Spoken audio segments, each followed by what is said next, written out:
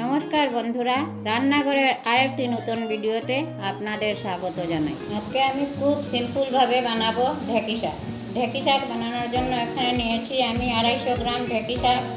এইদিকে নিয়েছি সিদ্ধ করা চানা, কাঁঠালের বিচি কুচি কুচি করে কেটে নিয়েছি, আদা কুচি, কাঁচা লঙ্কা।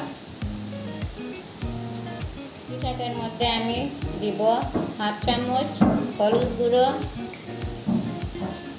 ছোটো চামচে 1 চামচ জিরার গুঁড়ো,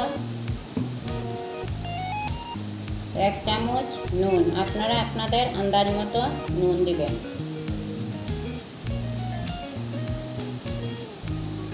কড়ার মধ্যে আমি আগেই তেল দিয়ে অল্প গরম করে নিয়েছি, তেলটাও গরম হয়ে গেছে। এখন আমি ঢেঁকি শাক ফোড়নের জন্য দিয়ে দিচ্ছি কালো জিরা। কালো জিরাকে অল্প অল্প ভেজে নিতে হবে। কালো জিরা আমার ভাজা হয়ে গেছে। এখন আমি একে একে সবগুলো এই ফোড়নে দিয়ে দেব। প্রথমে দিয়ে দিলাম আদা কুচি,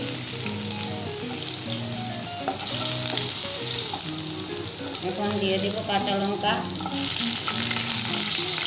এগুলোকে একটু ভালো করে ভেজে নিতে হবে। ফোড়নগুলো ভালো করে ভেজে নিলে খুব ভালো একটা সেন্ট বের হয়।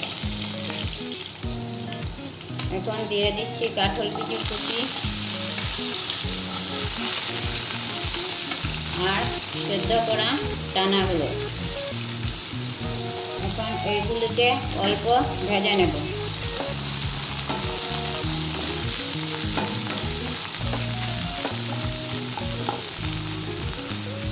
ঢেঁকি শাকের মধ্যে কাঁঠাল বিচি চানার ডাল দিয়ে বানালে খুব ভালো হয়।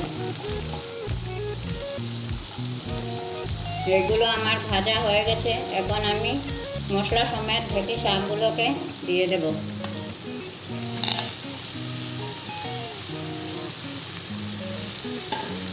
দুই থেকে 3 মিনিট খুব ভালো করে ভেজে নিতে হবে।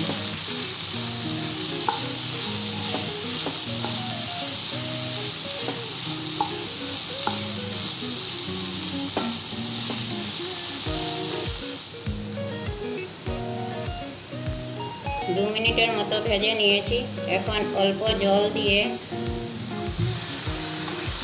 সিদ্ধ হওয়ার জন্য কিছু সময়ের জন্য ঢাকনা দিয়ে রেখে দেব।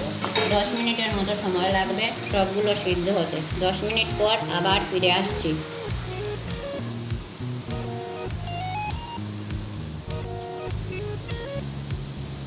10 মিনিট হয়ে গেছে। এখন আমি ঢাকনা খুলে দেখব শাকটা আমার রেডি হয়ে গেছে কিনা। হ্যাঁ, শাক আমার রেডি হয়ে গেছে। এখন আমি শাক নামিয়ে নেব। নামানোর আগে আমি অল্প গুঁড়ো দুধ শাকের মধ্যে দিয়ে দিচ্ছি। গুঁড়ো দুধটা দিলে শাকটা খুব ভালো করে মিশবে। আপনাদের যদি আমার এই রেসিপিটি ভালো লেগে থাকে তাহলে আমাকে লাইক, শেয়ার, কমেন্ট করতে ভুলবেন না।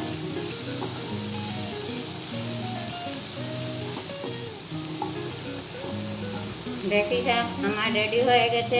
এখন আমি একটি পাত্রের মধ্যে শাকগুলোকে উঠিয়ে নেব।